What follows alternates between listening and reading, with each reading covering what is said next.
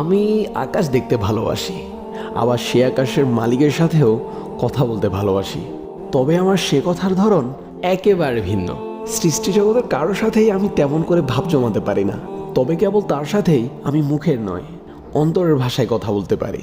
এই নগরের ইমারতগুলোর প্রতি জমেছে আমার বেশ অভিমান। শেষ কবে যে তারকা গুনেছি, মন ভরে পূর্ণিমা ছুঁয়েছি, আর নয়ন ভরে মেঘরাশিগুলো দেখেছি মনেই নেই। মাঝে মাঝে ভীষণ মন খারাপ হয়, তবে কাউকে মনের যন্ত্রণাগুলো বলতে পারে না, কারণ তেমন শোনার মতো ফুরসতই নেই কারো।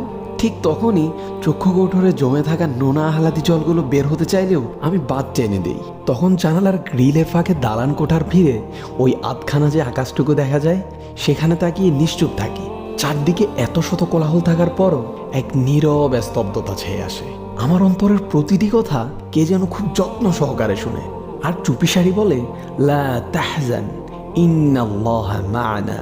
তুমি হতাশ হইও না, আল্লাহ আমাদের সাথে আছেন। সূরা তাওবা আয়াত নাম্বার 40। ফি আমানিল্লাহ।